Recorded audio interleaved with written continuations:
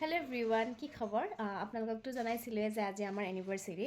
তো এনিভাৰ্চেৰী বুলি আমি বাহিৰত ক'তো ওলাই যোৱা নাই। আজি আহিছোঁ মোৰ মাৰ ঘৰত।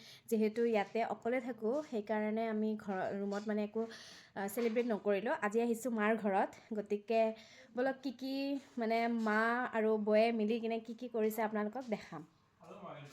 এয়া মই এফালৰ পৰা দেখাই আছোঁ। এয়া বনাইছে ভাজি, পাপৰ আৰু বাদাম ভাজি, চিকেন ড্ৰাই ফ্ৰাই, তাৰপিছত এয়া মাছ ভাজি থৈছে। মই মানে ভাজি কিনে মাছ খাই ভাল পোৱাৰ কাৰণে মোৰ কাৰণে এক্সট্ৰাকৈ এনেকৈ থৈ দিছে।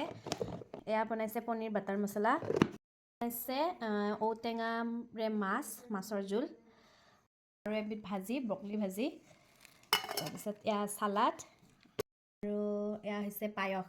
একদম মোৰ চবতকৈ ফেভৰেট, মানে সকলোৰে ফেভৰেটেই হয় বাৰু এইটো হৈছে খানাৰ চবতকৈ স্পেচিয়েল বস্তু, ছাগলীৰ মাংস। তাৰপিছত মাহঁতে আৰু এটা ছাৰপ্ৰাইজ দিলে। এনেকৈ কেক আনিছে, বৌয়ে মায়ে দাদাই মিলি কিনে। খুব বেছি ভাল লাগিলে। আৰু এখন ধুনীয়া ফটো ফ্ৰেম, মোৰ বিশেষকৈ বহুত ভাল লগা এখন ফটো। আৰু কি ক'ম, বহুত বেছি ভাল লাগিলে।